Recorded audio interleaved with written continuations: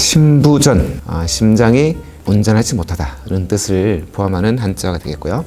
원인이 무엇이든지 간에 심장 장기의 본연의 기능은 심장의 수축력인데 온전하지 못한, 수축하지 잘 못하는 질환을 심부전이다. 심장 질환의 가장 종착역이라고 할 수 있겠죠.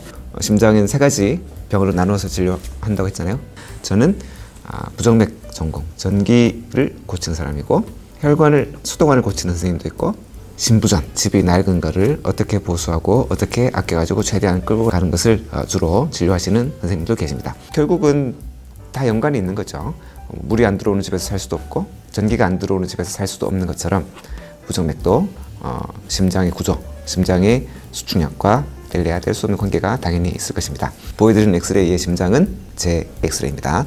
중간에 이렇게 약간 물병처럼 생겼나요? 이게 심장입니다. 자, 이 부분은 어떻습니까? 네, 오른쪽 아래에 보이는 엑스레이의 심장은 훨씬 크죠. 심장이 커져 보인다라고 하면 제 심장 기능을 확인해 보는 게 필요하다. 그러면 무엇으로 확인해야 되느냐? 이전에 말씀드린 것처럼 초음파로.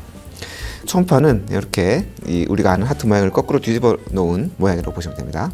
지금 왼쪽에 4개의 구조물이 보이죠? 그 위쪽에는 이제 심실, 그죠? 아래쪽에는 심방 이렇습니다. 심실이 제일 이렇게 두껍게 있고 이제 심방이 되겠습니다. 요거는 사실 심장에 힘이 빠진 사람의 심장 초음파입니다. 요거는 어때요? 좌심실을 한번 보세요. 차이가 조금 느껴지죠? 초음파를 통해 가지고 심장의 수축력을 확인하고 심장의 수축력이 떨어진 상태를 우리가 심부전이라고 하게 됩니다.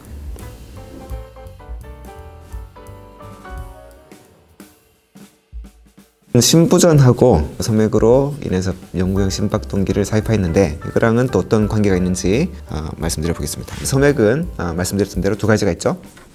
발전소에서 안 나오는 거, 동기능 부전 증후군, 방실 결절 차단, 심장의 중요한 변전소라고 생각하면 된다고 그랬죠. 심방과 심실 사이에 전기줄을 연결하는 곳은 방실 결절밖에 없습니다. 근데 여기가 잘 끊어지는 거죠.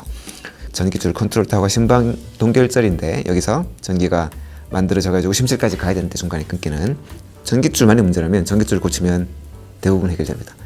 소맥이니까 박동기를 넣으면 끝나는 거예요. 근데 전기줄이 집에 낡으면서 같이 낡아가는 거라면 전기줄을 고쳐가지고는 100% 해결이 안 될 수도 있다. 그래서 동기능 부전 증후군 같은 경우에는 발전소에서 전기가 안 나오는 정도의 문제인 경우가 많긴 합니다. 전기줄만이 문제라면 이제 영구형 심박동기 삽입하고 안정적으로 생활을 할 수가 있고, 전기줄이 결국은 고장났으니까 폭주하거나 안 뛰거나 이런 식이거든요. 동기능 부전 증후군은 안 뛰는 병이기 때문에 빨리 뛰는 심방세동을 거의 같이 포함한다고 생각하시면 됩니다. 동기능 부전 증후군으로 박동기를 넣었는데 갑자기 빨리 뛰어가지고 오시는 분들이 있는데 놀라실 필요는 없다. 그래서 원래 잘 같이 동반되는 병입니다. 그 다음에 이제 전기줄만이 문제라면 시간이 흐르면서 이제 끊기는 병도 같이 발생할 수가 있어요.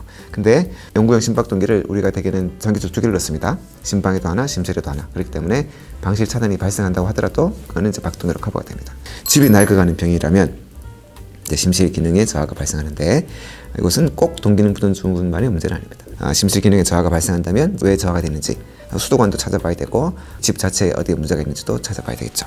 방실 차단의 경우에는 동기능 부전 증후하고는 좀 다른 부분이 있습니다. 첫 번째는 전기줄만의 문제라면 심장을 뛰게는 할 수 있기 때문에 영구형 심박동기 삽입하고 안정적으로 생활을 하실 수는 있습니다.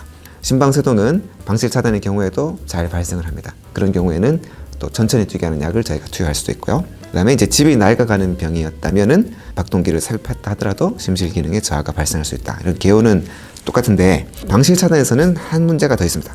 영구형 심박동기로 인한 심실 비동기화인데 아래 그림 3개 중에 맨 왼쪽을 보세요. LV가 좌심실이에요. RV가 우심실이고, 원래 자기 전기줄이 있으면은 전기가 중간을 내려와가지고 우심실, 좌심실이 동시에 활성화됩니다.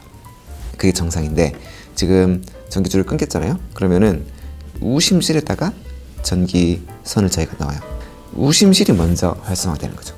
아주 미묘한 차이긴 한데 좌심실, 우심실의 문제일 수도 있고, 혹은 좌심실의 중격과 자유벽이 따로따로 활성화되는 거죠. 우심실이 이쪽에 먼저 자극하니까 심실 중격 부분이 먼저 활성화되고 전기가 이제 여기로 가면 여기가 이제 그 다음 활성화되는 거죠. 그래서 결국은 좌심실에 이쪽이 먼저 활성화되고 이쪽이 먼저 활성화되고 이런 문제가 발생을 한다.